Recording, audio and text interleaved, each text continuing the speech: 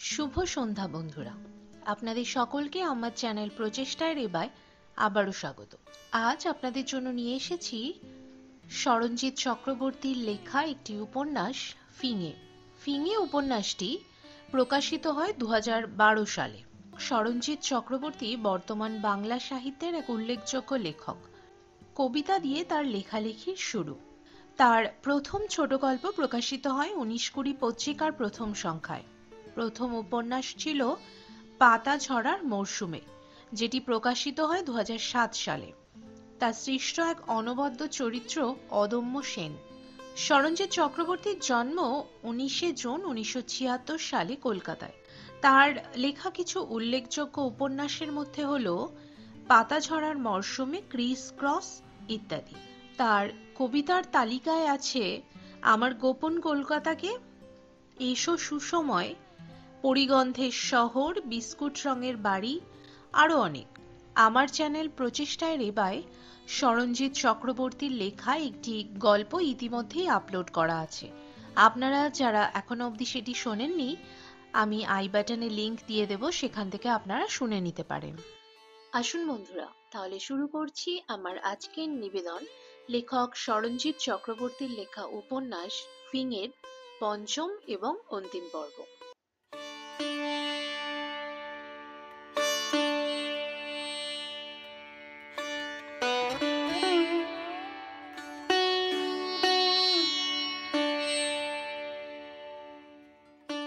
10 লাখ টাকা?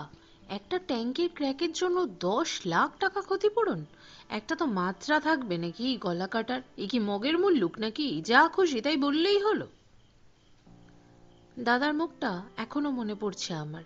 ভয়ে টেনশনে সাদা হয়ে গিয়েছিল একদম। বলছিল, কি কুক্ষণে বলতো আমি ইংরেজির এমএ থেকে এসব ব্যবসায় ঢুকতে গেলাম।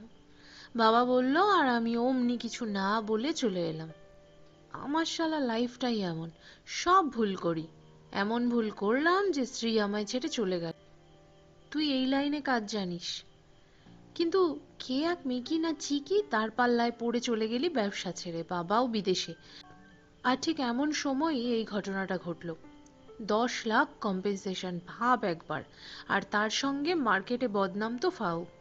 কম্পিটিটররা তো বসে আছে এই ভুল ধরার জন্য। জানিস লাল, কাল ঘটনাটা হয়েছে আর আজকেই দুটো হয়ে থাকা অর্ডার আটকে দিয়েছে অন্য দুটো পার্টি। খারাপ খবর হাওয়ার আগে দৌড়য়। এখন কি করব বলতো? খবরটা পাওয়ার পরদিনই অফিস ছুটি নিয়ে দাদার কাছে আমাদের অফিসে গিয়েছিলাম। প্রথমে ভিতরে ঢুকতে কেমন যেন একটা অস্বস্তি হচ্ছিল। লোকজনও কেমন যেন অদ্ভুতভাবে তাকাচ্ছিল। কি ভাবছিল তারা? ভাবছিল যে আমি আবার ফিরে এসেছি। দাদা নিজের ঘরেই বসেছিল, আমার জন্যই অপেক্ষা করছিল, আর আমায় দেখতে পেয়েই চিৎকার করে উঠেছিল একদম। দাদা টেনশন করে খুব, সামান্য সামান্য ব্যাপারেও খুব টেনশন করে। আর এটা তো বড় ব্যাপার। 10 লাখ টাকা দিয়ে দেওয়া যায়, কিন্তু তার মানে এটাই যে আমরা আমাদের ভুলটা মেনে নিলাম। তাতে বাজারে এমন রেপুটেশন হবে, ভবিষ্যতে কাজ পেতে অসুবিধে হবে খুব। ব্যবসায় আসল তো গুডউইল, সেটা চলে গেলে আর থাকেটা কি?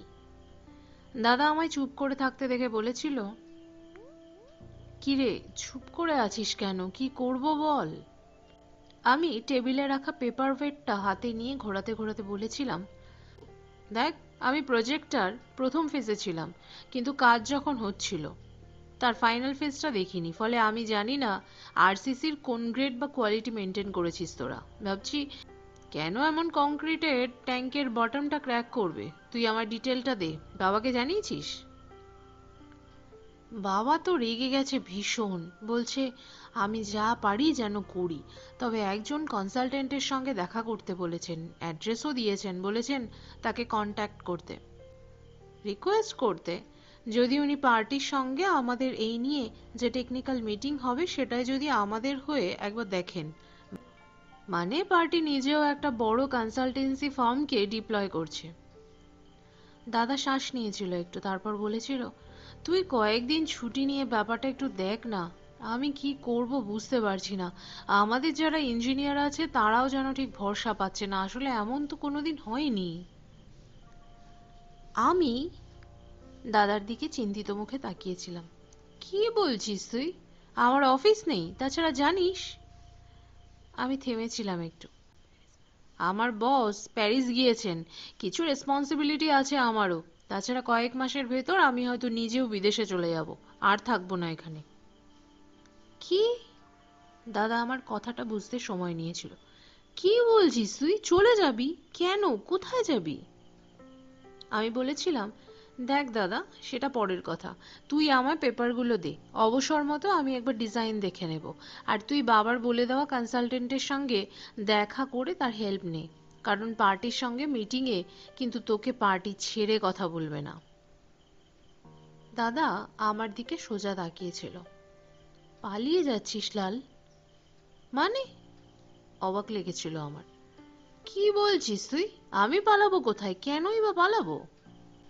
দাদা আমার দিক থেকে চোখ সরিয়ে নিয়ে বলেছিল, জানিস আমরা খুব সেলফিশ। তুই, আমি, সবাই খুব সেলফিশ। ভাব একবার, বাবা কি অবস্থার মধ্যে এমন একটা ব্যবসা শুরু করেছিল। মা আর বাবা তখন কত কষ্ট করেছে আজ আমাদের এই কোম্পানিকে এই জায়গায় আনতে। এই যে 10-15 কোটি টাকার ব্যবসা আমরা এখন করি, সেই জায়গায় আনতে বাবার কত কষ্ট হয়েছে বল। তবু আমাদের মানুষ করায় কোনো খামতি রাখিনি। দোষ যদি বলিস, তবে বাবা চেয়েছে আমরা যেন বাবার মতে যেটা ভালো সেভাবে জীবন কাটাই। কি আছে বল বাবার? মা মারা গেল, সারা জীবন মাথা গুঁজে কাজ করে কাটালো লোকটা। আমি এমন একটা অপদার্থ হলাম, আর তুই নিজের মর্জিতে সারা জীবন কাটিয়ে দিলি। সামান্য একটা বিষয়কে কেন্দ্র করে বাড়ি ছেড়ে চলে গেলি। তুই কি ভেবেছিস বাবার কষ্ট হয়নি? ভীষণ হয়েছে।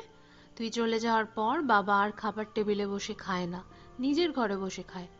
আমি জানি বাবার সমস্ত কথা আমি শুনে চললেও বাবা তার অবাধ্য স্বার্থপর ছোট ছেলেটাকেই সবচেয়ে বেশি ভালোবাসে। তুই উল্টোটা ভাবিস জানি, কিন্তু তোকেই বেশি ভালোবাসে বাবা। তাই তুই যা করতে চেয়েছিস তাতে কোনো দিন জোর করে বাধা দেয়নি। আমার মনে আছে যখন ছোট ছিলাম, আমি আধো ঘুমে দেখতাম রাত করে ফেরা বাবা তোর ছোট্ট মুখটার দিকে কি অপলক তাকিয়ে থাকতো। তোর ঘুমন্ত ছোট্ট হাতের মুঠো দুটো নিজের হাতের মুঠোর মধ্যে ভরে বসে থাকতো। তাই আমার কষ্ট হতো, মনে হতো আমাকেও বাবা অমন করে ভালোবাসুক। তাই আমি বাবার সব কথা শুনতাম, সব নির্দেশ মেনে চলতাম। ভাবতাম বাবা আমাকেও তবে তোর মতো করে ভালোবাসবে। এসব করতে করতে কখন জানি আমি আর আমার রইলাম না, কেমন যেন হারিয়ে ফেললাম নিজে। আর তুই তোর জেদ আর গোয়ার তুমি নিয়ে সরে গেলি বাবার কাছ থেকে। সেদিন থেকে তুই আর বাবা একা। ভালোবাসা বোঝ লাল, কে তোকে ভালোবাসে সেটা বোঝ। সবাই যে মুখে বলবে তা কিন্তু নয়, কারণ সবাই তো বলতে পারে না। কিন্তু তা বলে কি আমরা বুঝবো না? আমাদের তো বোঝা উচিত তুই আমাদের এই বিপদে আমাদের সঙ্গে থাকবি না, ঠিক আছে, কিন্তু দেশ ছেড়ে চলে যাস না। কষ্ট হবে আমার বাবার, বুঝেছিস? কোনো কথা না বলে চুপ করে বসেছিলাম। কি বলবো? স্ত্রী বলে বাবা আমায় ভালোবাসে, দাদা বলে বাবা আমায় ভালোবাসে, কিন্তু আমি ঠিক বুঝি না কেন। আমি কি অন্ধ, না সত্যিই আমি আমার সুবিধে মতো সব সম্পর্ক দেখি? স্বার্থপর আমি কি তবে সত্যিই স্বার্থপর? আমি কি তবে আমার কষ্টটাই শুধু বুঝি? শুধু কি আমার ইচ্ছেটাকেই গুরুত্ব দিই? আমি কি সম্পর্ককে কেবল শিকলের মতো করে দেখি? আমার কাছে কি এর অন্য কোনো মানে নেই? আমি ইনসেনসিটিভ, হেডোনিস্ট, কি বলবো বুঝতে পারছিলাম না। দাদা এমন করে কোনোদিন কথা বলেনি, তবে এখন এসব কোথা থেকে বলছে ও? কোথা থেকে শিখছে? অবাক হয়ে দাদার দিকে তাকিয়েছিলাম। না, রাগ হচ্ছিল না আমার, বরং অন্য একটা আলো দেখছিলাম দাদার চোখে মুখে, যার আভা এসে পড়ছিল আমার জীবনেও। দাদা উঠে ঘর থেকে বেরোনোর আগে বলেছিল, আমি শ্রীর সঙ্গে অন্যায় করেছি লাল, তার শাস্তি পাচ্ছি, আরো হয়তো পেতে হবে, কিন্তু এই কটা খারাপ দিন আমায় একটা কথা শিখিয়েছে। অনর্থক জটিলতা, অতিরিক্ত উচ্চাকাঙ্ক্ষা আর নিজের জীবনকে পাঁচিল দিয়ে ঘিরে দিলে আর বাঁচা যায় না। জীবন তো সবাইকে নিয়ে বাঁচারই নাম। এভাবে একা হয়ে গিয়ে আমি ঠিক আছি ভেবে বাঁচার জন্য কিন্তু আমাদের জন্ম হয়নি। যাক, প্রচুর জ্ঞান দিলাম। আমি হজমি আর ডিজাইনের ফাইলটা নিয়ে আসছি। দাদা কোনোদিনই হিউমারাস নয়, আজও শেষে একটু ইয়ার্কি মারতে চেয়েছিল। হয়তো এতটা কথা কোনোদিনও একসঙ্গে বলেনি বলে ওর নিজেরই অস্বস্তি হচ্ছিল। কিন্তু দাদা ফাইলটা আনতে বেরিয়ে যাওয়ার পরে ওই একা ঘরে বসে আমার একটা অদ্ভুত মন কেমন করা ভাব এসেছিল। কোথায় যেন মনে হয়েছিল মায়ের মৃত্যুর পর যে অন্ধকার টানেলটাকে আমি দেখতে পেতাম, যেটা থেকে আমি নিজেই বেরিয়ে এসেছিলাম, সেটার দিকে আমি নিজেই হেঁটে যাচ্ছি একা। মনে হচ্ছিল হয়তো সেই সময় এসেছে যেখানে আমার জন্য কে কি করেছে সেটার হিসেব না নিয়ে আমি অন্যের জন্য কি করতে পেরেছি সেটা দেখার সময় এসেছে। দাদা সবুজ ফাইলটা নিয়ে আসার পর বলেছিলাম, তুই বাবার দেওয়া ওই কনসালট্যান্টের নাম্বার আর অ্যাড্রেসটা দে, আমি দেখা করে নেব। আর এর ভিতর শুধু আমায় বলিস কবে ওই ক্লায়েন্ট এই পেনাল্টিটা নিয়ে মিটিং এ বসতে চায়। দাদা হেসেছিল। আমি কি তোকে প্রেসার দিলাম? দিলে দিয়েছিস, আমাকেই তো দিয়েছিস, প্রবলেম কি? ফালতু এই নিয়ে চিন্তা করিস না, যাকে নিয়ে চিন্তা করার তাকে নিয়ে কর। স্ত্রীর পক্স হয়েছে, পারলে ওকে একবার দেখে আসিস। হ্যাঁ? দাদার সেই স্মার্টনেস আবার উবে গিয়েছিল নিমেষে। স্ত্রীর শরীর খারাপ, আমি কি করব? ফাইলটা নিয়ে উঠে দাঁড়িয়ে বলেছিলাম, যাবি, হাত ধরবি, তারপর হিড় হিড় করে টানতে টানতে বাড়ি নিয়ে আসবি। এটা পারবি না? আমি তো আর পরস্ত্রীকে টানতে টানতে নিয়ে আসতে বলছি না। তারপর থেকে দুদিন কেটে গিয়েছে। দাদা আমায় ফোন করে জানিয়েছিল যে মিটিং ফিক্স হয়েছে সামনের বুধবার। তারপর বলেছিল আসল কথাটা, যেটা শুনে আমার হাত পা ঠান্ডা হয়ে গিয়েছিল একদম। দাদা বলেছিল, জানিস লিলু আর ওরা কোন কনসালট্যান্টকে অ্যাপয়েন্ট করেছেন আমাদের ভুল ধরিয়ে দেওয়ার জন্য? বরেন চ্যাটার্জি, মানে শ্রীর জেঠু। এবার আমরা নির্ঘাত শেষ হয়ে যাব, আর কোনো উপায় নেই। নাক কান কেটে উনি রাস্তায় ঘোরাবেন আমাদের। আমিও জানতাম তাই হবে। আমি যে কলেজ স্ট্রিটে দেখা হওয়া সেই ঘটনাটা ভুলিনি। আমায় যেভাবে অবজ্ঞা করেছিলেন, আর তার উপর শ্রীর ব্যাপারটা তো আছেই। গায়ে যত ঝাল আছে, উনি জেঠু, তা জেঠু তো আমাদের ওপরই ছাড়বেন। দাদা বলেছিল, লাল, বাবা যে কনসালটেন্টের নাম বলেছেন, মিস শৈবালিনী জোয়ারদার, তার সঙ্গে কিন্তু দেখা করে তাকে রাজি করাতেই হবে, না হলে কি বড় কেস খাবো বুঝতে পারছিস তো। পরশু বুধবার মিটিং, আর আজ আমায় অ্যাপয়েন্টমেন্ট দিয়েছেন মিস জোয়ারদার। এখন সেখানে এসেই বসে আছি আর মোবাইলে সময় দেখছি। ভদ্রমহিলা আমার সঙ্গে দেখা করতে মোটেই রাজি হচ্ছিলেন না। বাবার কথা শুনেও হচ্ছিলেন না, কারণ উনি নাকি ওভারলোডেড উইথ ওয়ার্ক, তাই তার পক্ষে কোনো কাজ নেওয়া সম্ভব নয়। বিশেষ করে আমাদের যা কাজ তা নাকি ওর লেভেলের নয়। কাকুতি মিনতি করে রাজি করিয়েছি ওকে। মাত্র 5 মিনিট সময় দিয়েছেন, এরপর নাকি ওর এক জায়গায় যাওয়ার আছে। বিকেল 5:30 বাজে। আজ অফিস থেকে তাড়াতাড়ি ছুটি নিয়ে এসেছি। 5টায় ডাকার কথা ছিল মিস জোয়ারদারের, কিন্তু এখনো ডাকেননি। রাগে আমার ব্রহ্মতালু চলে যাচ্ছে। কে আছে ভিতরে যে আমায় এতক্ষণ ওয়েট করতে হচ্ছে? বুক পকেট থেকে ফোনটা পিক পিক করে ডেকে উঠল। আবার কে? বিরক্ত হয়ে ফোনটা বের করলাম। পটাই। এর আবার দরকার কি? আমি জানি এখন ফোনটা ধরলেও প্রচুর কথা বলবে, তাই আর ধরলাম না, সাইলেন্ট করে দিলাম ফোনটা। এই নাম্বারটা নতুন নিয়েছি। আগে যে সার্ভিস প্রোভাইডারের ফোন ব্যবহার করতাম তাদের কানেকশনটা ভালো কাজ করছিল না, এদেরটা ভালোই কাজ করছে।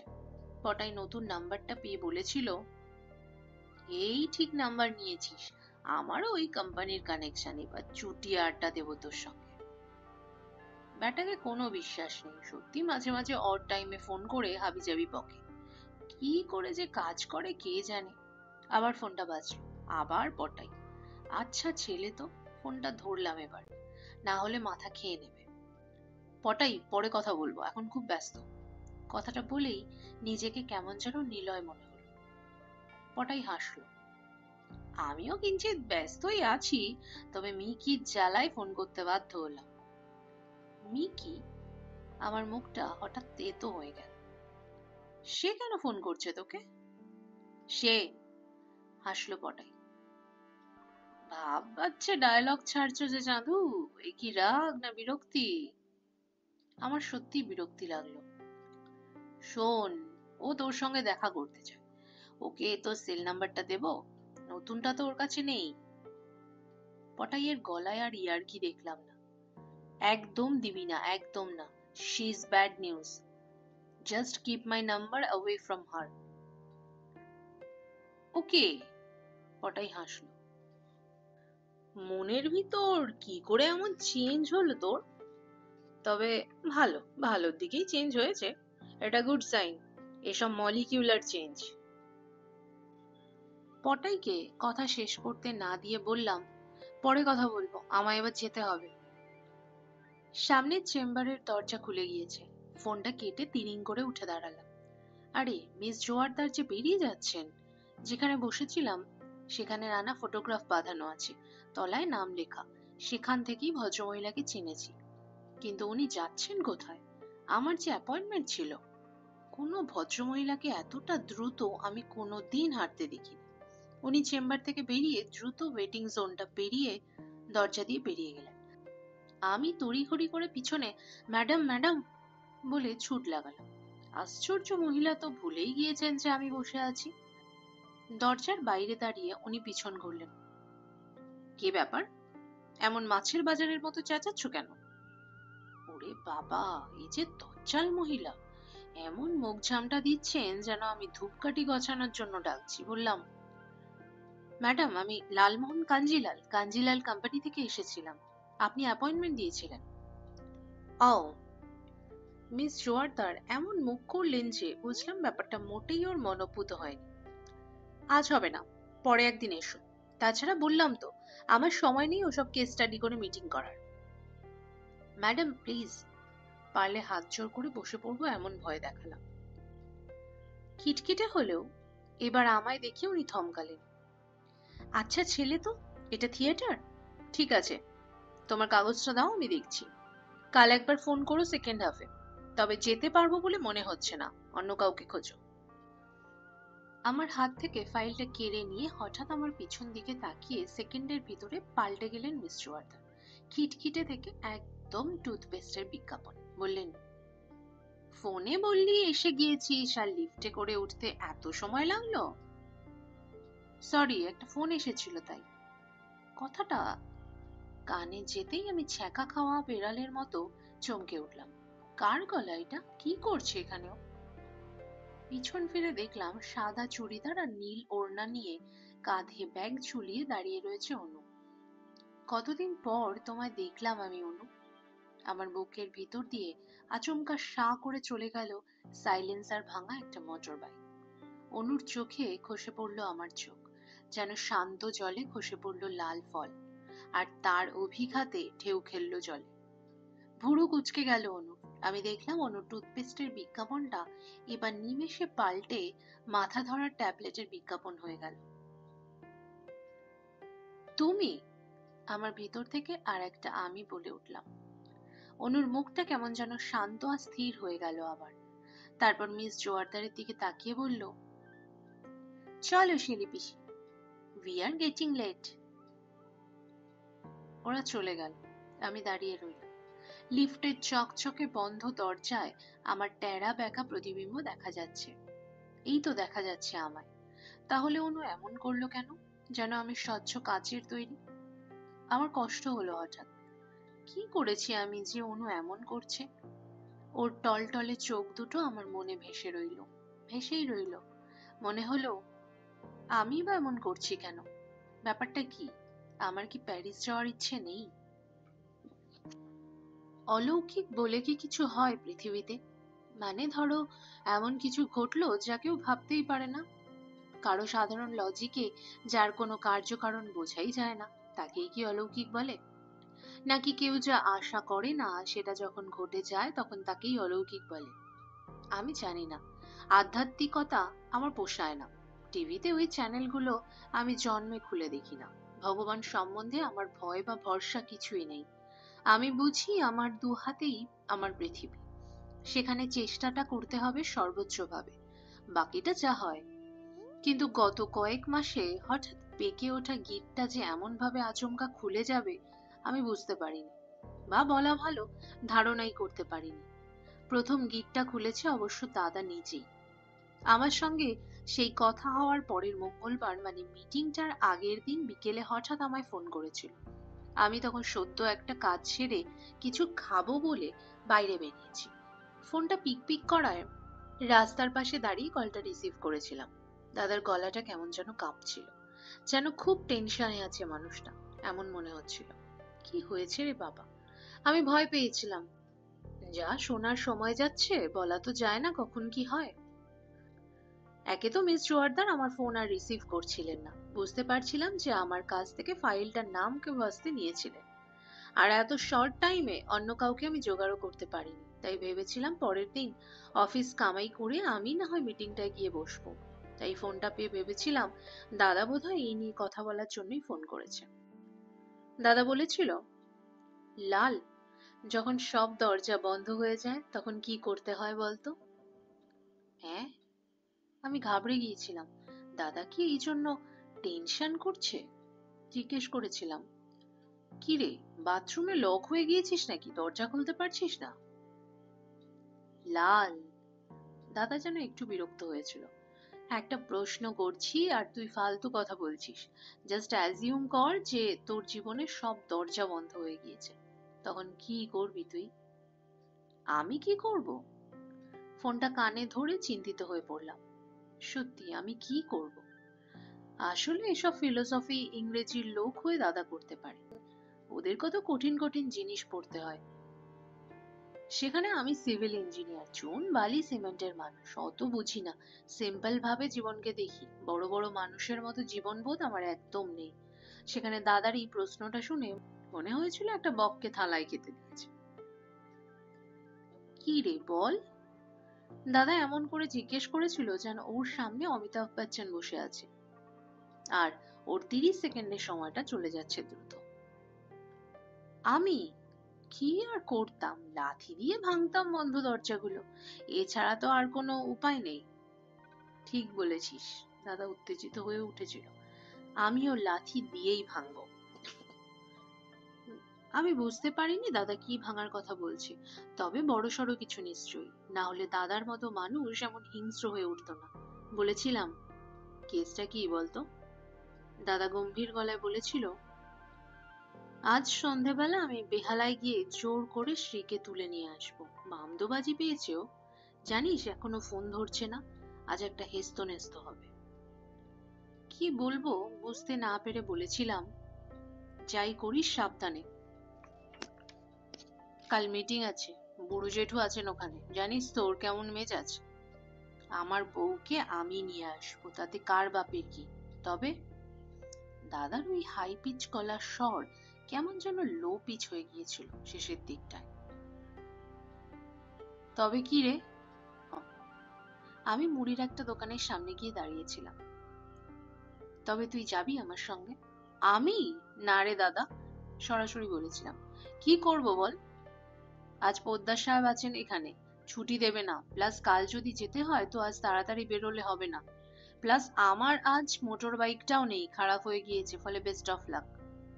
দাদা একটু চুপ করে গিয়েছিল, তারপর নিজের বুকের ভিতরের সাহসের বেলুনটা ফু দিয়ে ফুলিয়ে টেন্সড গলায় বলেছিল, যা হবে হবে, আমি একাই যাব, জয় কালী। দাদা ফোন রেখে দেওয়ার পরে মুড়ি কিনে খেতে খেতে মনে হয়েছিল, দাদা তো জয় কালী বলল, কিন্তু সেটা করতে গিয়ে আবার চুন কালি মাখবে না তো মুখে।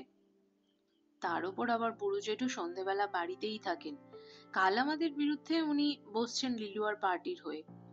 জানি না দাদাকে আজই এসব কেন করতে হলো, কাল যে কি নাচছে কপালে ভগবান জানে। কাজকর্ম শেষ করে বাড়িতে ফিরে এসেছিলাম। কাকু কাকিমার সঙ্গে বেশি কথাই বলিনি, আর অনু তো আজকাল কথা বলে না, তাই সেই পার্টও নেই। খেয়ে দে আমি ওই ফাইলটা নিয়ে বসেছিলাম। কিছুতেই বুঝতে পারছিলাম না কেন ক্র্যাকটা হলো। কারণ সবকিছুই ঠিক আছে, ডিজাইনের সেফটি ফ্যাক্টরও ঠিক আছে। এমনকি খবর নিয়ে জেনেছি যে যা মালপত্র ব্যবহার করা হয়েছিল, মানে সিমেন্ট বালি ইত্যাদি, সেখানেও কোনো ভেজাল দেওয়া হয়নি। তবে কেন যে এমন হলো কে জানে। বুঝতে পারছিলাম না মিটিং এ গিয়ে আদৌ কি বলবো আমি। স্পষ্ট দেখতে পাচ্ছিলাম বুড়ো জেঠু তন্দুরি চিকেন খাওয়ার মতো করে আমায় চিবোচ্ছে। ফাইলটা সবে বন্ধ করেছি, ঠিক তখনই পিক পিক করে আমার ফোনটা ডেকে উঠেছিল। নম্বরটা দেখে ঘাবড়ে গিয়েছিলাম। মিস জোয়ারদার, রাত 10:30টার সময় উনি আমায় ফোন করছেন? হ্যাঁ ম্যাডাম। টেনশন হচ্ছিল খুব। কি বলতে চান উনি? কাল কটার সময় মিটিং? মিস জোয়ারদার জোরদার গলায় জিজ্ঞেস করলেন। কাল, মানে 10:30টার সময়। ওদের হেড অফিস চৌরঙ্গিতে, সেখানে। কেন ম্যাডাম? কেন মানে? মিস জোয়ারদার সব সময় এমন রেগে থাকেন কেন কে জানে। বলেছিলেন, আমি মশকরা করতে এত রাতে তোমায় ফোন করেছি? আমার অফিসে এসে 10টার সময় পিক আপ করো আমাকে, আর সব পেপারস সঙ্গে রাখবে। 19-20 হয়েছে কি আমি সব ছেড়ে চলে যাব একদম, বুঝেছো? এমন ভাবে বোঝালে কে না বুঝবে। সব বুঝে গিয়েছিলাম জলের মতো। শুকনো গলায় বলেছিলাম, থ্যাংক ইউ ম্যাডাম। কোনো উত্তর না দিয়ে উনি কট করে কেটে দিয়েছিলেন ফোনটা। আমি এক মুহূর্তও দেরি করিনি, দাদাকে ফোন করেছিলাম। তখন একেবারে ভুলেই গিয়েছিলাম যে আজ দাদার সেই লাথি মেরে দরজা ভাঙার প্রোগ্রামটা ঘটানোর কথা। ফোনটায় 4টে রিং হওয়ার পর সেটা হঠাৎ মনে পড়েছিল, কিন্তু কাটতে পারিনি, কারণ এটাও যে খুব দরকার। হ্যালো। রিন রিনের গলার স্বরটা শুনে ঘাবড়ে গিয়েছিলাম খুব। শ্রী! আমার চোয়াল খুলে প্রায় ড্রপ খাচ্ছিল মাটিতে। চলে এলাম। শ্রীর গলার স্বরে লজ্জা। তোমার দাদা এমন করলো যে। শ্রী চলে এসেছে? দাদা কি করেছে যে শ্রী চলে এলো? দাদা কি খুব ঝামেলা করেছে? কিন্তু শ্রীর গলা শুনে তো বেশ আহ্লাদিত মনে হচ্ছে। আর সত্যি তো, ওর যদি ইচ্ছে না থাকতো তবে কি আর দাদা জোর করে আনতে পারতো ওকে? শ্রী কি কারো জোর শোনার মেয়ে? তবু জিজ্ঞেস করেছিলাম, তুমি? মানে, খুব ভালো। তা শরীর কেমন আছে? শরীর ঠিক আছে। আসলে এখন তো গুটিগুলো শুকিয়ে পড়ে যাচ্ছে। প্রায় সবটাই পড়ে গিয়েছে, শুধু উইক লাগে, আর কিছু না। নাও ধরো, দাদার সঙ্গে কথা বলো। আমার তখনও ঠিক বিশ্বাস হচ্ছিল না। দাদা ফোনে আসার পর আমি বলেছিলাম, কি রে দাদা, কি কেস? দাদা হেসে বলেছিল, আমি কিছুই বিশেষ করিনি, শুধু গিয়ে শ্রীর সামনে দাঁড়িয়েছিলাম। ও তাকাচ্ছিলই না। তখন আমার এমন দুঃখ হলো যে কেঁদে ফেললাম। ব্যাস, শ্রীও দেখলাম মুখ ঘুরিয়ে কাঁদছে। তারপর আমি এগিয়ে গেলাম, আর সিনেমায় দেখালো যে দুটো ফুল নিজেদের মধ্যে মাথা টুকোটুকি করছে, বুঝলি? কিছু বলতে গিয়ে হেসে ফেলেছিলাম। সত্যি মাইরি, তোরা দেখালি কিছু, সত্যিই দেখালি। আমি আশ্চর্য হয়ে যাচ্ছি, কিন্তু ইন আ গুড ওয়ে, বুঝেছিস? তবে এত সহজে শ্রী চলে এলো? দাদা একটু চুপ করে থেকে বলেছিল, ভালোবাসা থাকলে সব হয়। আসলে কি জানিস, আমরা সহজ কথাটা সহজভাবে বলতে পারি না, তাই বলে জীবনও সহজ থাকে না। ভালোবাসি, সেটা স্পষ্ট করে বোঝালেই হয়, আর বেশি কিছু নাটক করার দরকার পড়ে না। কি বলবো বুঝতে না পেরে চুপ করে গিয়েছিলাম। আসলে সবকিছু অত সহজ নয় তো। মাঝে মাঝে নিজেকে বুঝতেও তো সময় চলে যায়।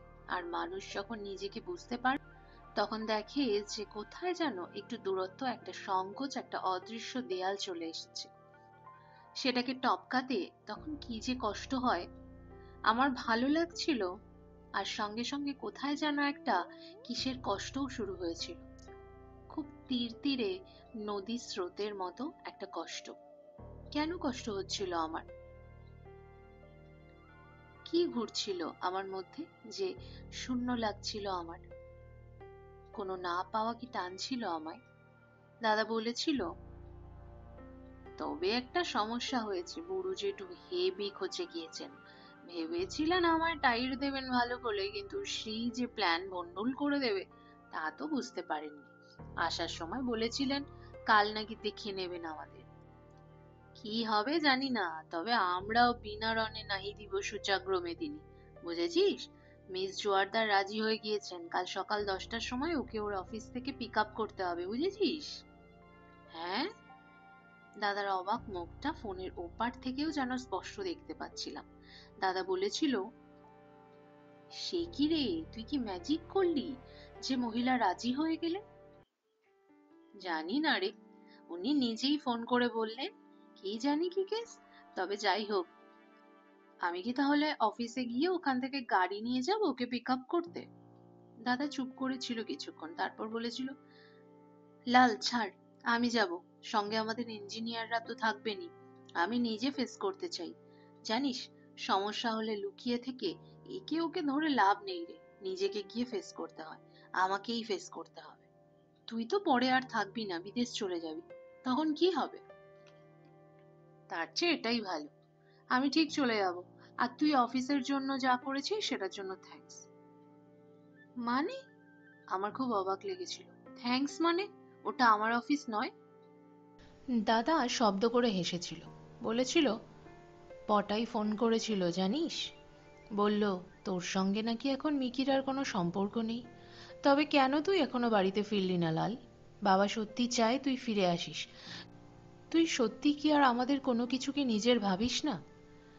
প্যারিস খুব সুন্দর শহর শুনেছি, কিন্তু জানিস, আমার না কেন জানি না বোকার মতো এই কলকাতাটাকেই বেশি ভালো লাগে। তুই ভাবিস না, আমি ঠিক ম্যানেজ করে নেব। বুড়ো জ্যাঠা কতটা ঠেঁটা আমি দেখব। দাদার সেন্স অফ হিউমার কোনোদিনই ভালো নয়, তবু দাদা মজা করতে চায়, চেষ্টা করে যায়। চেষ্টাটার মধ্যে একটা সাহস আছে। সেদিন ফোনটা রেখে বুঝেছিলাম দাদার সাহস ওর মজা করার সীমানা ছাড়িয়ে ক্রমশ ঢুকে পড়ছে অন্য জায়গাতেও। শালা, এটা কি রাসবিহারী মোড় না পায়জামার গিট্টু? জ্যাম লেগেছে তো লেগেছেই, খুলছে না। পটাই ওর গাড়ির ভিতরে এমন নড়েচড়ে বসলো যে গাড়িটা ডিঙি নৌকোর মতো টাল খেলো। আরে শালা, তুই এক কেলানি, এমন দিনে তুই বুঝতে পারলি তোর মন কি চায়? ন্যাকামো দেখে বাঁচি না শালা, কোড়ামি নেনে দে। আমি মোবাইলে সময় দেখলাম। অলৌকিক আরো কিছু চাই আজ। 8:20 কাঞ্চনকন্যা ট্রেনটা শিয়ালদা স্টেশন ছেড়ে যাওয়ার আগে আমায় যে করেই হোক পৌঁছতে হবে ওখানে, না হলে আমার জীবনটা কি যে হয়ে যাবে।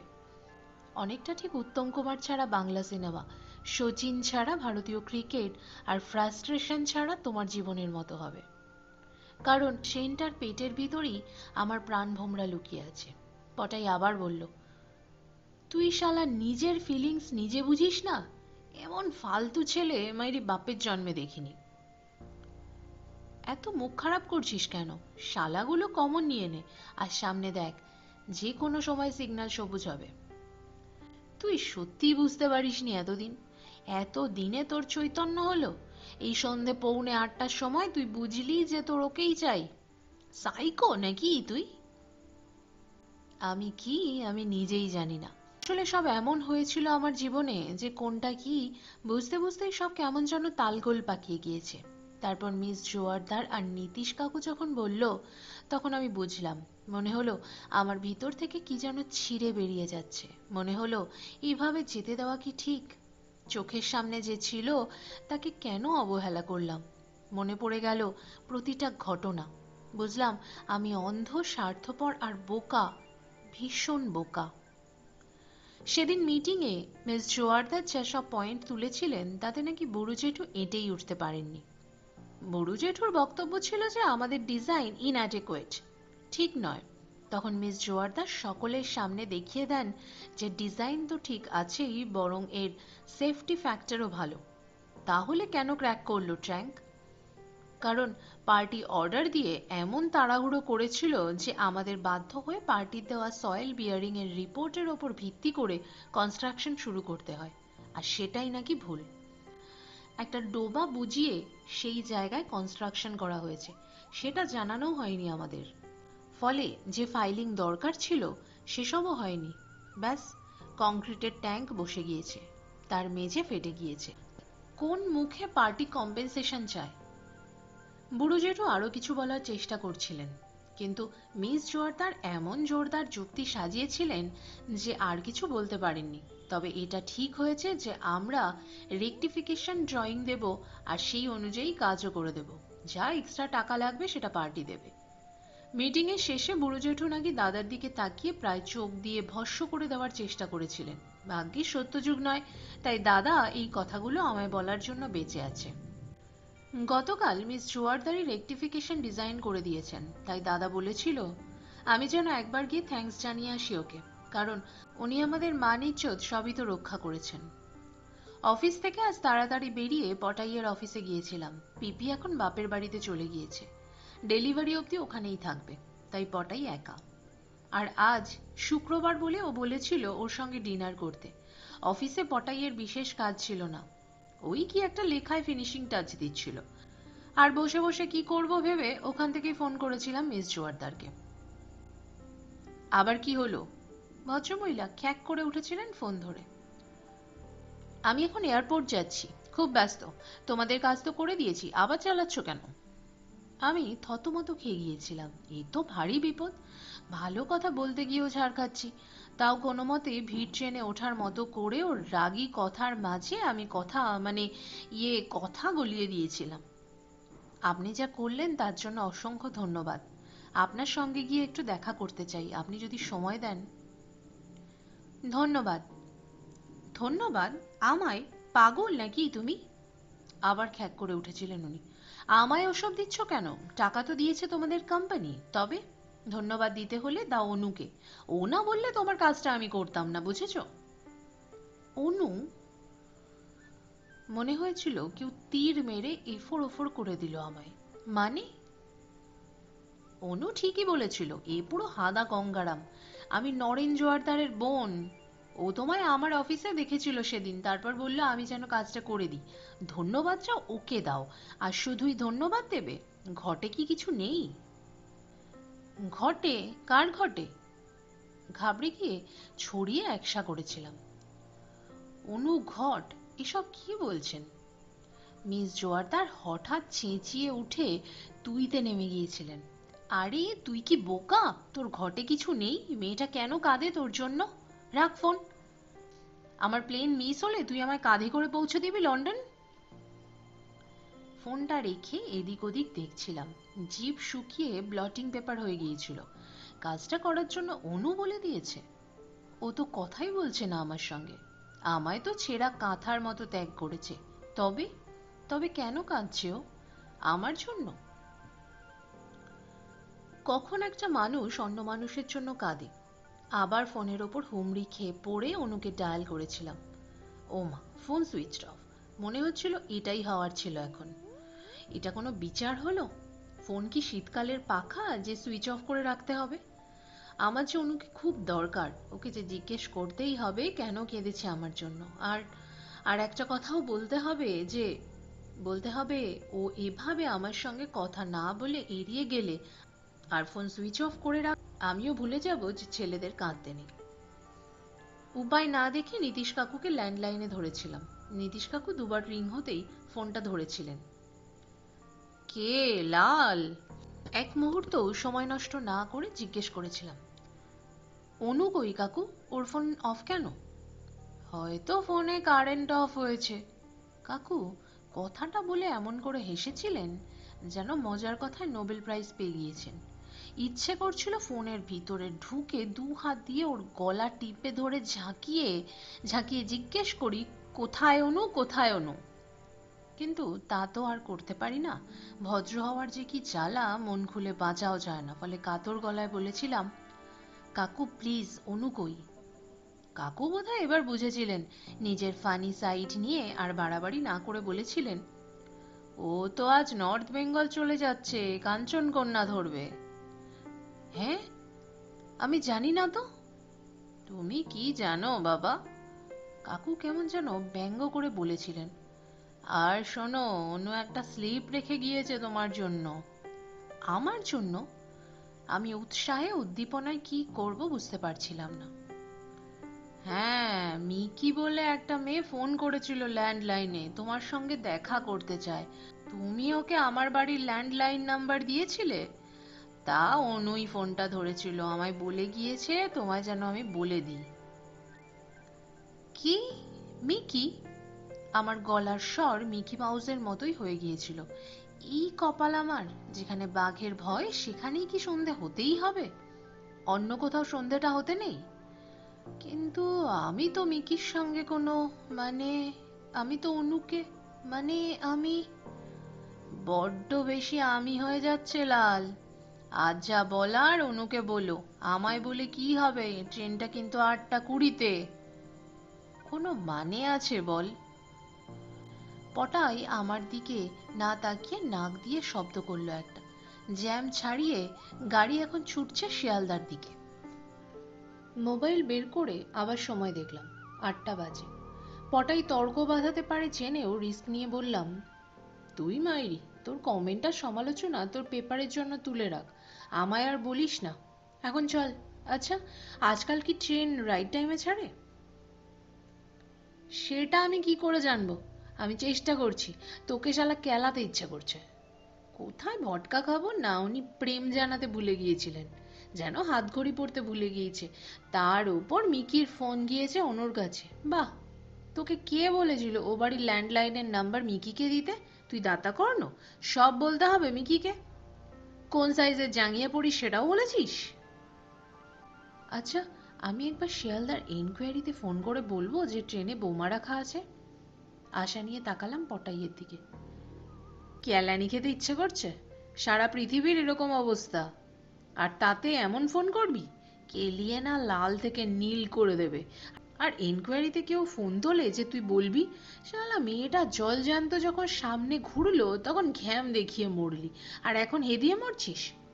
বলেছিলাম মলিকিউলার কেস, অণুপরমাণু নিয়ে পেঁয়াজি করিস না, নিয়ে শালা এখন চপের দোকান খোল। পটাই এবার কিন্তু। আমি কথা হারিয়ে সামনে মল্লিক বাজারের অথই জ্যামের দিকে তাকিয়ে রইলাম। মোজেসের মতো যদি এটাকে দুভাগ করতে পারতাম। আবার মোবাইল দেখলাম, আর মাত্র 10 মিনিট আছে। পারবো? হবে? পটাইয়েরও টেনশন হচ্ছে। তোর মোটর বাইকটা খারাপ হওয়ার সময় পেল না? তুই যেমন আতা, তোর বাইকটাও আতা। তবে কি জানিস, প্রতিটা লাভ স্টোরিতে এমন একটা দৃশ্য থাকা খুব জরুরি। এই যে প্রেমিকা মন খারাপ করে চলে যাচ্ছে আর প্রেমিক কাছা খুলে তাকে আটকাতে যাচ্ছে, এটা খুব পায় পাবলিক। আবার তুই ভাট বকছিস? সিগন্যাল হয়ে গিয়েছে, চল। জানালা দিয়ে বাইরে গলা বাড়িয়ে সামনের গাড়িদের উদ্দেশ্যে চিৎকার করলাম, ও দাদারা চলুন না, কি হলো, চলুন। কেন ভাই? সামনের গাড়ি থেকে এক ভদ্রলোক মুখ বাড়িয়ে হাসলেন। বড় বাইরে পেয়েছে বুঝি? ননসেন্স অফ হিউমার, মনে হলো মালটাকে গাড়ি থেকে নামিয়ে ধরাধর কেলাই। সালা, মজা কি? অনু চলে যাচ্ছে আর দাঁত কেলানো হচ্ছে। আমি মনে মনে অনুর মুখটা দেখতে পেলাম, ওই বড় বড় চোখ, লম্বা দুটো টোল। কোথায় যাচ্ছে অনু আমায় ফেলে? ও কি ভেবেছে মিকির সম্বন্ধে আমি মিথ্যে বলেছি? বলিনি তো। মিকি আমার সঙ্গে যোগাযোগ করতে চাইলে আমি কি করব? আমার দোষ কোথায়? ও কেন ভুল বুঝলো, কেন রাগ করলো? শিয়ালদা স্টেশনের সামনে গাড়ি নিয়ে যখন পৌঁছলাম তখন 8:21 বাজে। আর অপেক্ষা না করে গাড়ির দরজা খুলে লাফিয়ে পড়লাম প্রায়। তারপর দৌড় দিলাম, আর আর মনে মনে ভয় বা ভরসা নেই যে লোকটার ওপর, সেই ভগবানকে বললাম, কোনোদিনও কিছু চাইনি, ট্রেনটা জাস্ট 5 মিনিট লেট করিয়ে দাও ব্যাস। মাইরি বলছি, আর কিচ্ছু চাইবো না কোনোদিন। লাল জামা পরা কুলিদের টপকে, সামনের লোকদের গঁতিয়ে ডাই করে রাখা চটের প্যাকিং বক্স টপকে আমি দৌড়তে লাগলাম। ওই তো স্টেশনের সিঁড়ি, ওই তো ডিসপ্লে বোর্ড, ট্রেনের নাম ওই তো 8:20 কাঞ্চনকন্যা 9B প্ল্যাটফর্ম। আমি সর্বশক্তি দিয়ে দৌড়লাম। আশেপাশের মানুষজন দেখছে, টিটি হতবাক, পুলিশ কি করবে বুঝতে পারছে না। আমি ভিড়ের গালাগাল খেয়ে অভিশাপ মাথায় নিয়ে 9B-তে ঢুকলাম। এ কি, ট্রেন কই?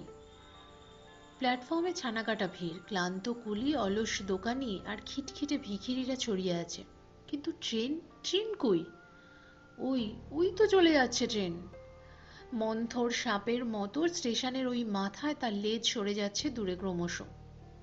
শেষ বগির পিছনটা দেখা যাচ্ছে, কালোর ওপর হলুদ রঙের ক্রস আঁকা, যেন আমার মুখের ওপর সবকিছু কেটে গোল্লা বসিয়ে দিয়ে চলে যাচ্ছে। চলে গেল, চলে গেল অনু। কবে ফিরবে? ওর তো বিয়ের কথা চলছিল, কোন ডাক্তারের সঙ্গেও দেখা করছিল না? বিয়ে করতেই কি গেল? আমায় একবারও বললো না কিছু? আমার বুকের সব হাওয়া বেরিয়ে গিয়েছে। ম্যারাথনে লাস্ট হওয়া মানুষের মতো হাঁপাচ্ছি আমি। কষ্ট হচ্ছে, কষ্ট হচ্ছে খুব। কেমন যেন শূন্য লাগছে, সব ফাঁকা লাগছে, লজিকে বসছে না কিছু। যা আশা করিনি তাই ঘটে যাচ্ছে, আর আমি বুঝতে পারছি অলৌকিক বলে কিছু হয় না। ভগবান আসলে মানিকতলার মোড়ে আর্ট সেলুনের নাপিতের নাম। তার কাছে ভরসা করে মাথার চুল দেওয়া যায়, প্রার্থনা দেওয়া যায় না। আমি কোমরে হাত দিয়ে দাঁড়িয়ে রইলাম একা। শূন্য স্টেশনটা গুহার মতো লাগলো। এবার এবার কোথায় যাব? চোখ বন্ধ করে ফেললাম। হঠাৎ মনে হলো, যা, অনুর পুরো নামটাই যে জানা হলো না আমার। কুয়াশা আজ ঘুম ভাঙিয়েছে আমার। স্বপ্নের ভিতরে আজ কুয়াশা ঢুকে পড়েছিল। ভোরবেলা আর তার আড়ালে কে যেন চলে যাচ্ছিল হাঁটতে হাঁটতে। আমি গন্ধ পেয়েছিলাম। অদ্ভুত বুনে ফুলের গন্ধ এসে ডুবিয়ে দিয়েছিল আমায়। আর তাতে ডুবে যেতে যেতে ভয় পেয়ে ঘুম ভেঙে গেল। আমি আধো চোখে মাথার কাছে জানালার পর্দা সরিয়ে দেখেছিলাম বাইরেটা সাদা হয়ে আছে কুয়াশায়। ব্রাশ করে এসে তখন থেকে বসে আছি খাটের ওপরে, একা। ভালো লাগছে না, কিচ্ছু ভালো লাগছে না আমার। মুখটাও কেমন যেন তেতো হয়ে আছে। কাল রাতে খাইনি আমি। স্টেশন থেকে পটাইয়ের সঙ্গে না গিয়ে সোজা বাড়ি চলে এসেছিলাম। আমার কেমন যেন ফাঁকা লাগছিল। নিজেকে থাপ্পড় মারতে ইচ্ছে করছিল। কেন আমি ঠিক সময় নিজের কথাটা বলিনি অনুকে? কোনো মেয়ে আমার জন্য কান্না করেছে? সেধে হেল্প করেছে? অন্য মেয়ের কথা শুনে কোনো মেয়ে এমন রাগ করেছে, হিংসে করেছে? আমি কি বুঝিনি, নাকি বুঝেও না বোঝার ভান করেছিলাম? অনুকে কি আমি টেকেন ফর গ্রান্টেড করে নিয়েছিলাম, পাত্তা দিইনি? নাকি ভেবেছিলাম ও তো আছেই? না, কেউ থাকে না। ভালোবাসার মানুষকে নিজের কাছে ধরে রাখতে হয়। ভালোবাসাকে ধরে রাখতে হয়। ভালোবাসাকে ধরে রাখতে জানাও একটা শিক্ষা। আমায় ছেড়ে চলে গিয়ে অনু এটা শিখিয়ে দিয়ে গেল। কিন্তু এমন শিক্ষা পেতে কার ভালো লাগে? কাল অনেক রাত অবধি একা শুয়েছিলাম। বিশ্বাস করতে পারছিলাম না যে এমনটা হয়েছে। যেন বেশি করে বুঝতে পারছিলাম কি হারিয়েছি। আর থেকে থেকেই কেমন যেন বুনো ফুলের গন্ধ পাচ্ছিলাম। আচ্ছা, গন্ধেরও কি স্মৃতি হয়, না গন্ধের স্বপ্ন ভেসে আসে? সকালটা কেমন যেন থম মেরে আছে। বাইরে কে যেন একটা চাদর ঝুলিয়ে রেখেছে, এমন কুয়াশা। আজ শনিবার, ছুটি। ছুটির দিনগুলোও যেন বিষময়, যেন মারতে আসছে আমায়। আমি ঠিক করেছি প্যারিসই চলে যাব। গতকাল রাতে নীতিশ কাকুকে তা জানিয়েও দিয়েছি। বলেছি যে বাড়িটা ছেড়ে দেব তাড়াতাড়ি। প্রথমে মানিকতলায় ফিরে যাব, তারপর সেখান থেকে সময় মতো প্যারিস। আর তার আগে বাবার কাছে ক্ষমা চেয়ে নেব। সারা জীবন ধরে যে ভুল, যে অবজ্ঞা দেখিয়েছি, তার জন্য ক্ষমা চেয়ে নেব। জীবনে অনর্থক জটিলতা বাড়িয়ে লাভ নেই কোনো। সোমবারই কন্ট্রাক্ট পেপারটা সই করে দেব। খাট থেকে উঠে পাশের ড্রয়ার খুলে কন্ট্রাক্টের তাড়াটা বের করে টেবিলে রাখলাম। পড়ে দেখব একবার। অবশ্য দেখার কিছু নেই, সই করে দিলেই হলো। মোবাইলে সময় দেখলাম, 7:15 বাজে। আর একটু পরেই ট্রেন এনজেপি পৌঁছে যাবে। এখন কি ট্রেনের জানালায় বসে রয়েছে অনু? হাওয়ায় ওর নরম চুলগুলো উড়ছে আনমনে। ও কার কথা ভাবছে এখন? সেই ডাক্তারের কথা? নিজের মনেই জোরে জোরে বলে উঠলাম, তুমি কেন এমন করলে অনু? আমি কি করেছি? তিরিং করে লাফিয়ে উঠলাম। এ কি রে, কি কথা বলল? ঘাবড়ে গিয়ে এদিক ওদিক তাকালাম। কি কথা বলল? নাকি আমার মনের ভুল? কে? আমি দুর্বল গলায় বললাম, কে কথা বললে? অবাক হয়ে দেখলাম আমার ঘরের ভেজানো দরজাটা ঠেলে ঘরে ঢুকলো অনু। অনু, কাল রাতে দরজা বন্ধ করে শোওনি? অনু ঘরে ঢুকে চারিদিকটায় চোখ বোলালো। আমি ভূত দেখার মতো করে বললাম, তুমি? ঘরের কি অবস্থা করেছো? কেউ থাকে এমন ভাবে? আমার তখনও সাড় ফেরেনি। বললাম, কিন্তু তুমি যাওনি? অনু আমার দিকে এগিয়ে এলো। গেলে ভালো হতো। তবে যে শুনলাম তুমি চলে যাবে, স্টেশনে গিয়েছো?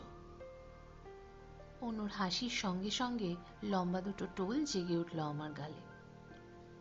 আমার দুই বন্ধু এসেছিল, তাদের সি অফ করতে গিয়েছিলাম। আর আমি দেখলাম তো তুমি কেমন লাফিয়ে ঝাঁপিয়ে স্টেশনে ঢুকলে।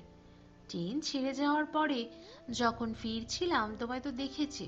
আর আর তুমি শুধু মাছ ধরার গল্প বলতে পারো না? নীতিশ জেঠু বা আমি পারি না? হ্যাঁ, আমায় দেখেছ, তবে ডাকনি কেন? কেন ডাকবো? অনু ঠোঁটটা টিপে তাকালো আমার দিকে। বারে, আমি কষ্ট পাচ্ছি এত, আর তুমি ডাকবে না? কেন কষ্ট পাচ্ছ? কি হয়েছে তোমার? অনু ওর টলটলে দিঘির মতো চোখ দুটো স্থির করলো আমার চোখে। পায়ে পায়ে আরো এগিয়ে এলো। কি? আবার বনফুলের মিষ্টি গন্ধটা পেলাম। আমার শরীর অবশ হয়ে এলো। অস্ফুটে বললাম, জানো না তুমি, তোমায় ছাড়া কত কষ্ট হয়, জানো না? বোঝো না যে আমি তোমায় ভালোবাসি? অনু একদম কাছে এসে দাঁড়ালো এবার। গন্ধটা তীব্র হয়ে উঠল। মুখ তুলে তাকালাম ওর দিকে। অনু আলতো করে হাত রাখলো আমার চুলে। বলল, আর মিকি? কে? আমি হাসলাম। তবে রে।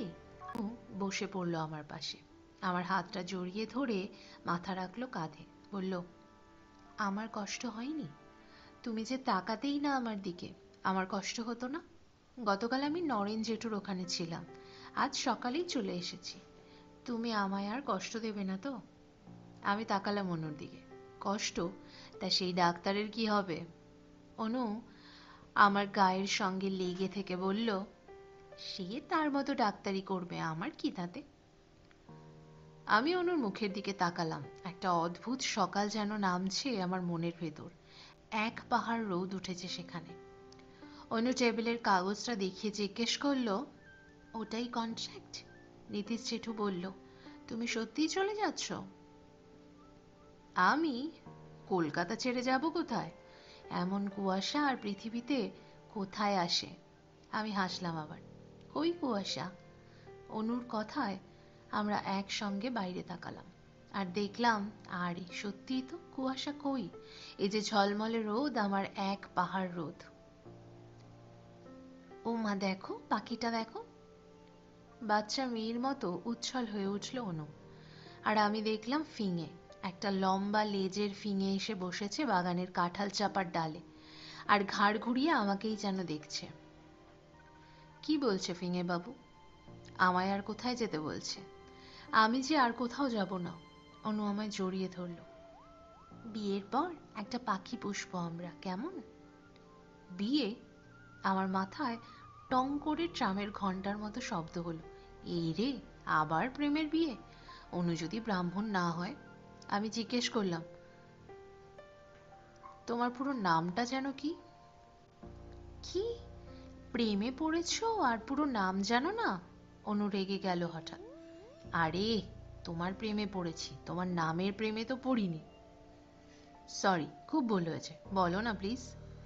আমি কাতর গলায় বললাম। অনু কঠিন মুখে বলল, অনঙ্গ সেনা মুখার্জি, মনে থাকবে? মুখার্জি? ব্রাহ্মণ? যাক। আমি হেসে অনুর হাত ধরতে গেলাম। কি? এসব নিয়ে তোমার প্রেজুডিস আছে? আরে, আমার নেই, আমার বাবা মানে। তুমি এমন? অনু তড়াক করে লাফিয়ে উঠল। আরে, আমি হাত ধরলাম ওর। কি হচ্ছে অনু? কেন টেনশন দিচ্ছ? অনু অভিমানী চোখে তাকিয়ে রইল আমার দিকে, তারপর বলল, ব্রাহ্মণ না হলে বুঝি বিয়ে করতে না? আমি কিছু বললাম না, এগিয়ে গিয়ে শুধু জড়িয়ে ধরলাম ওকে। সব কথা সবসময় বলতে নেই, জীবনে বলা না বলার রেশিওটা ঠিক রাখা দরকার চিরকাল। আমি শক্ত করে জড়িয়ে ধরলাম অনুকে। বুঝলাম অনু নিজেকে ছেড়ে দিয়েছে একদম। বাইরে রোদ বাড়ছে, সকাল গাঢ় হচ্ছে। আমরা কুয়াশা ঘেরা শহর থেকে নেমে আসছি রোজকার 10টা-5টার শহরে।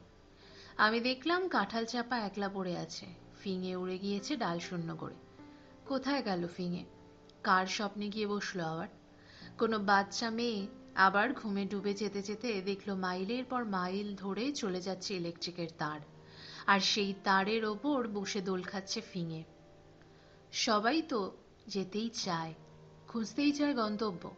তাই একটা ফিঙে সারা জীবন উড়ে বেড়ায় আমাদের ভিতর। ছটফট করে সে, আমাদের তাড়িয়ে মারে এক জায়গা থেকে অন্য জায়গায়, পৌঁছে দিতে চায় আমাদের ইচ্ছের কাছে। আর আমাদের এক একটা করে ইচ্ছে যখন পূরণ হয়, আমরা দেখি সেই ফিঙে নেই, শূন্য ডাল আর পাতারা পড়ে আছে শুধু। আর আমরা শুনি কোনো মা তার সন্তানকে বলছে, এই তো আমার বুকের কাছে, এই তো আমার চোখের মাঝে এসে বসেছে আমার ফিঙে। আমার মা তার ফিঙে পেয়েছিল, আর আমি পেলাম আমারটা। এবার দেখো, এই শহর থেকে, এই বাগান থেকে, এই গল্পের থেকে তোমার কাছেই উড়ে গিয়ে বসলো সেই ফিঙে। দেখো, সে লেজ নাচাচ্ছে, ছটফট করছে, ঘাড় ঘুরিয়ে দেখছে তোমায়। দেখো, তোমার জীবনও জেগে উঠবে এবার। তুমিও এবার পৌঁছে যাবে তোমার ইচ্ছের কাছে, তোমার সারা জীবনের আনন্দের কাছে।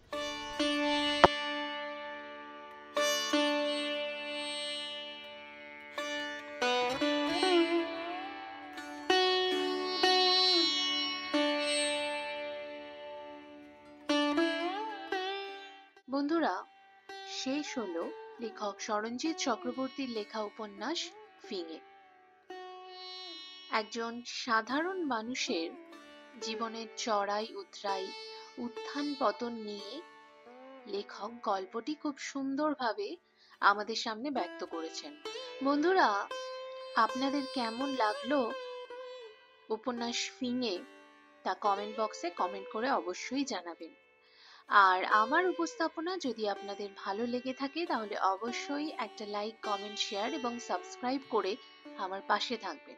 আমার পাশে থাকার জন্য আপনাদের সকলকে অনেক ধন্যবাদ। দেখা হবে পরবর্তী একটি নতুন গল্প নিয়ে আমার চ্যানেল প্রচেষ্টায় রেবায়। সবাই ভালো থাকবেন, সুস্থ থাকবেন।